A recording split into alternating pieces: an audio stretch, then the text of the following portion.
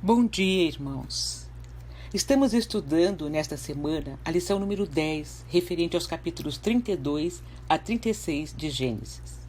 O capítulo 32 é uma continuação da lição passada, continuação da fuga de Jacó para a terra de Canaã. Ele está se aproximando da região de onde fugiu após o problema com Esaú, quando roubou a bênção da primogenitura. Havia passado 20 anos. Os anos não conseguiram apagar o drama que ele estava sentindo, que ele estava vivendo. A sua crise com Esaú ainda estava acesa no coração. E agora ele está de volta. Agora precisa encontrar-se com Esaú.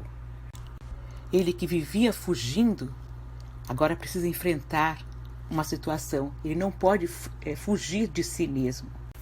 Ele está tenso, imaginando que um exército viria atacá-lo. Mas nos versículos 1 e 2, Deus renova a promessa que fez no capítulo 28, 12. Teve outra visão. Versículo 1. Jacó também seguiu o seu caminho e anjos de Deus vieram ao encontro dele. Quando a gente ouve isso, que anjos de Deus vieram ao encontro dele, a gente lembra do Salmo 34, 7. O anjo do Senhor é sentinela ao redor daqueles que o temem e os livra. Versículo 2 de Gênesis 32. Quando Jacó os avistou, disse: Este é o exército de Deus. Por isso deu àquele lugar o nome de Maanaim. Com medo do que poderia acontecer, Jacó envia servos com recado para Esaú. Olha lá a partir do versículo 4. E lhes ordenou: Vocês dirão o seguinte ao meu senhor Esaú: Assim diz o servo Jacó: Morei na casa de Labão e com ele permaneci até agora. Tenho bois e jumentos, ovelhas e cabras, servos e servas, e envio agora essa mensagem ao meu senhor para que me recebas bem. Quando os mensageiros voltaram a Jacó, disseram-lhe: Fomos até seu irmão Esaú, e ele está vindo ao seu encontro com 400 homens. Ao saber que Esaú tomou a iniciativa de ir ao seu encontro, tentou dar um jeito de amenizar o problema. Olha lá os versículos 7 e 8. Jacó encheu-se de medo e foi tomado de angústia. Então dividiu em 2 grupos todos os que estavam com ele, bem como as ovelhas, as cabras, os bois, os camelos, pois assim pensou: se Esaú vier atacar um dos grupos, o outro poderá escapar. Não foi só isso que ele fez. Ele tomou uma iniciativa também, que essa foi uma iniciativa que realmente valeu e que valerá para acalmar o seu medo, a sua angústia, a sua insegurança. Ele orou. Ele sempre fugia, mas não podia fugir de si mesmo, e por isso ficou só. Ele reconheceu que era um suplantador, reconhece que é um suplantador. Então Jacó orou: Ó Deus de meu pai Abraão, Deus de meu pai Isaque, ó Senhor, que me disseste: volte para a sua terra e para os seus parentes, e eu o farei prosperar. Não sou digno de toda a bondade e lealdade com que trataste o teu servo. Quando atravessei o Jordão, eu tinha apenas o meu cajado, mas agora possuo 2 caravanas. Livra-me, rogo-te, das mãos de meu irmão Esaú, porque tenho medo que ele venha nos atacar, tanto a mim quanto às mães e às crianças. Pois tu prometeste: esteja certo de que eu farei prosperar e farei dos seus descendentes tão numerosos como a areia do mar, que não se pode contar. Não há argumentos, estratégias humanas que resolvam o ódio. Só Deus. E Jacó sabe disso. Aí separou presentes, não poucos, presentes valiosos para o seu irmão. Aqui não me pareceu que estivesse fazendo o mesmo que fazia sempre. Ele separou coisas que lhe custaram muito tempo, muito trabalho. Vemos em Provérbios 21, 14. O presente que se faz em segredo acalma a ira, e o suborno oferecido às ocultas apazigua a maior fúria. No versículo 21 diz: O presente seguiu adiante, e Jacó repousou um pouco naquela noite no acampamento. De noite ainda, creio que de madrugada, após passar pelo rio Jaboque, ele ficou sozinho, certamente para buscar a presença de Deus em continuidade à sua oração por livramento. Porém apareceu um homem, e Jacó luta com este homem. A luta durou a noite toda, e vendo este homem, e percebeu este homem, que ele não conseguia vencer Jacó pela força humana, deslocou a articulação da sua coxa, deixando-o manco. Mas mesmo assim, Jacó não largava o homem. Ele teve que pedir que o deixasse partir, o que Jacó concordou com uma condição, que fosse abençoado. Mas antes de o abençoar, mandou que dissesse qual era o seu nome, e Jacó confessa o seu nome, suplantador. Nesta confissão, Jacó reconhece que havia vivido a enganar e a ser enganado até naquele momento. Jacó reconheceu naquele homem a Deus, e diante de tal confissão, o homem mudou o nome do patriarca para Israel, cujo significado é aquele que luta com Deus. Versículo 28. Então disse o homem: seu nome não será mais Jacó, mas sim Israel, porque lutou com Deus e com homens e venceu. Prosseguiu Jacó: peço-te que digas o teu nome. Mas ele respondeu: por que perguntas o meu nome? E o abençoou ali. Jacó chamou aquele lugar Peniel, pois disse: vi a Deus face a face, e todavia minha vida foi poupada. Em Oséias, capítulo 12, versículos 3 e 4, nós lemos que durante essa luta com Deus, Jacó chorou. Enquanto Jacó orava e lutava com Deus, Deus não apenas mudava o seu interior, mas também já agia no coração de Esaú.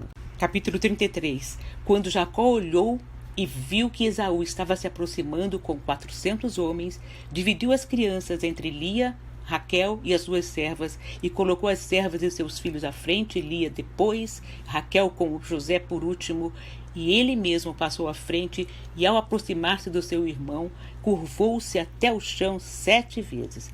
Mas Esaú correu ao encontro de Jacó e abraçou-se ao seu pescoço e o beijou, e eles choraram. Aí, como é normal, né? Jacó apresenta a sua família. Esaú perguntou quem são esses. Então Jacó apresentou a sua família, cada um das suas mulheres e seus filhos.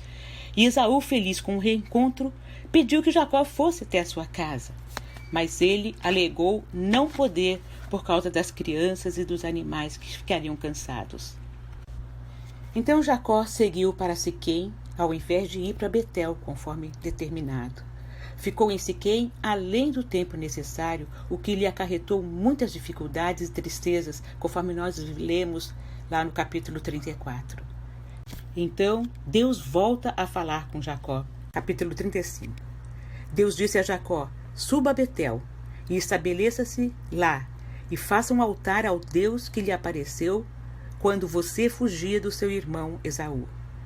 Bem, nós vimos no capítulo 31 que Raquel, antes de sair de casa do seu pai, da casa do seu pai, roubou-lhes os ídolos. E quando ele foi procurá-los, não os encontrou, pois ela havia se sentado sobre ele. E deu umas desculpas, né?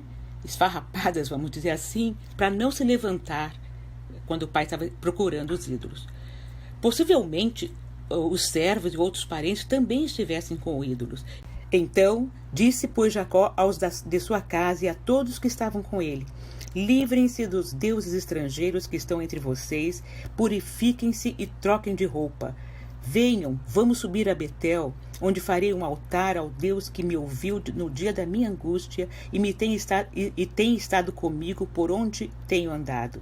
Então entregaram a Jacó todos os deuses estrangeiros que possuíam e os brincos que usavam nas orelhas, e Jacó os enterrou ao pé da grande árvore, perto de Siquém.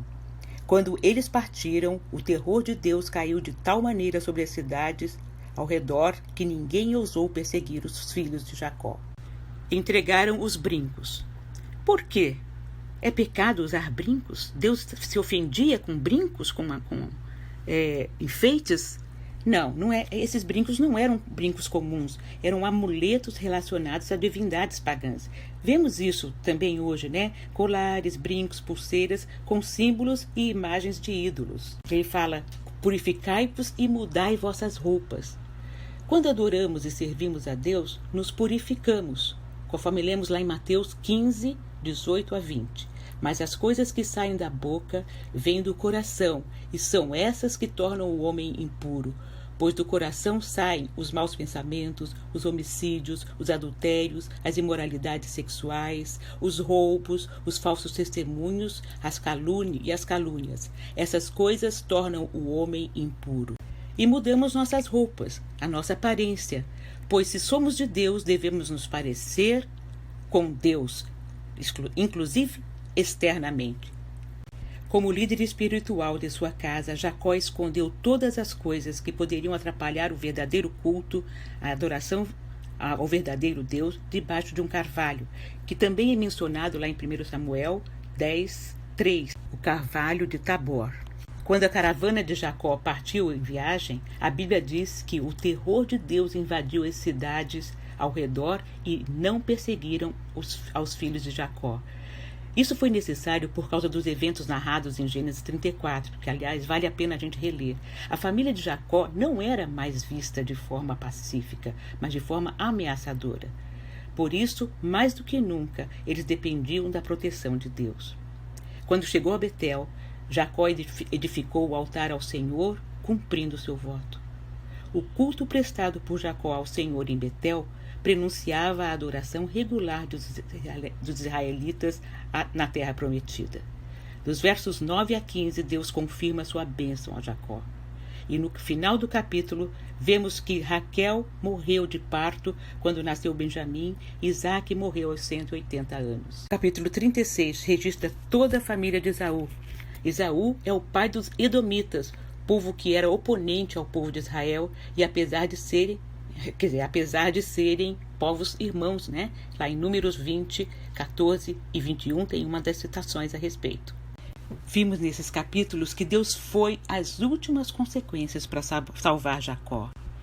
Compreendemos que Deus pode mudar a história dos nossos maus relacionamentos em bênçãos e em novas histórias de restauração.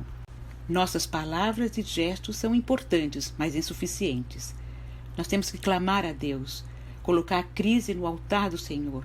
Só Deus de amor restaura inteiramente os relacionamentos. Deus transformou o ódio de Esaú em amor, o medo de Jacó em alegria, e aquele encontro temido, que acenava uma briga, uma contenda, uma guerra, transformou-se numa cena de choro e de abraços, beijos e reconciliação. Deus transforma a nossa vida completamente. Ele nos reconcilia com os nossos inimigos. Ele alivia o nosso coração da culpa e do medo. Nós temos um novo nome. Somos chamados o Israel de Deus. Façamos a nós mesmos essa pergunta. Estamos perseverando em oração, lutando com Deus, até que nosso pedido seja atendido? Não há encontro com o Senhor sem transformação. Todo homem, toda mulher que tiver face a face com Deus terá sua vida modificada. E essa mudança se manifesta em práticas de justiça, honestidade, compaixão, misericórdia e amor. É incompatível a vida de um servo de Deus Altíssimo com a corrupção, com a mentira, a infidelidade conjugal, o alcoolismo ou com o pecado. A santidade é um processo ininterrupto, sem o qual ninguém verá o Senhor.